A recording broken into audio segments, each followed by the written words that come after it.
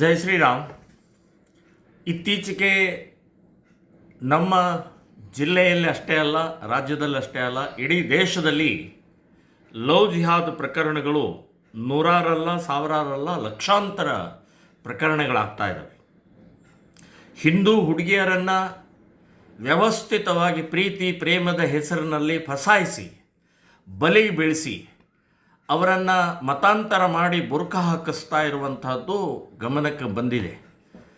So ಇದನ್ನು ನಾವು ಬಹಳ ಶ್ರೀರಾಮ್ ಸೇನೆ ಸಂಘಟನೆ ಗಂಭೀರವಾಗಿ ತಗೊಂಡು ಈಗಾಗಲೇ ಇಡೀ ರಾಜ್ಯಾದ್ಯಂತ ಹಿಂದೂ ಮಹಿಳೆಯರಿಗೆ, ಹಿಂದೂ ಕಾಲೇಜ್ ವಿದ್ಯಾರ್ಥಿನಿಯರಿಗೆ, ಹಿಂದೂ ಹೈಸ್ಕೂಲ್ ವಿದ್ಯಾರ್ಥಿನಿಯರಿಗೆ ಜಾಗೃತಿ ಮೂಡಿಸುವಂಥ ಕೆಲಸವನ್ನು ನಾವು ಮಾಡ್ತಾಯಿದ್ದೀವಿ.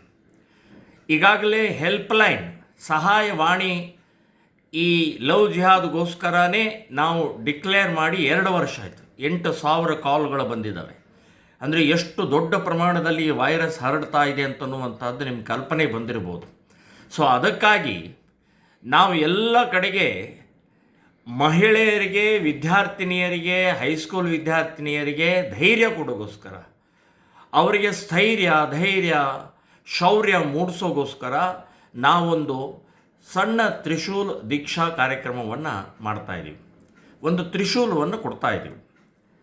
ಸೊ ಅದೇನು ಶಸ್ತ್ರ ಅಲ್ಲ, ಅವರ ಸಾಂಕೇತಿಕವಾದಂಥ ಅವರಿಗೆ ಒಂದು ಧೈರ್ಯ ಮೂಡಿಸೋಗೋಸ್ಕರ ಒಂದು ಪ್ರಕ್ರಿಯೆ ಇದು.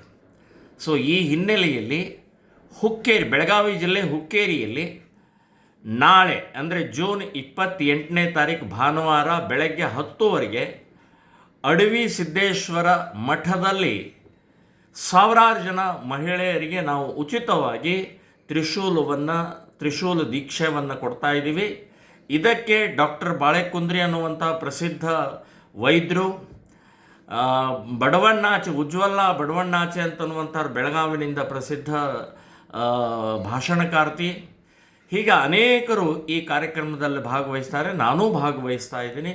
ನೀವೆಲ್ಲರೂ ಕೂಡ ಈ ಕಾರ್ಯಕ್ರಮಕ್ಕೆ ಬಂದು ಶೋಭೆ ತರೋದಷ್ಟೇ ಅಲ್ಲ, ಹಿಂದೂ ಹೆಣ್ಣು ಮಕ್ಕಳ ರಕ್ಷಣೆಗೋಸ್ಕರ, ಸುರಕ್ಷತೆಗೋಸ್ಕರ ನಾವೆಲ್ಲರೂ ಒಂದಾಗೋಣ, ಒಟ್ಟಾಗೋಣ. ಈ ಕಾರ್ಯಕ್ರಮದಲ್ಲಿ ತಾವೆಲ್ಲರೂ ಭಾಗವಹಿಸಬೇಕು ಅಂಥೇಳಿ ನಾನೂ ಬರ್ತಾ ಇದ್ದೀನಿ, ನೀವು ಬರಬೇಕು ಅಂತನ್ನುವಂಥ ವಿನಂತಿಯೊಂದಿಗೆ ಮಾತು ಮುಗಿಸ್ತಾ ಇದ್ದೀನಿ. ಜೈ ಶ್ರೀರಾಮ್.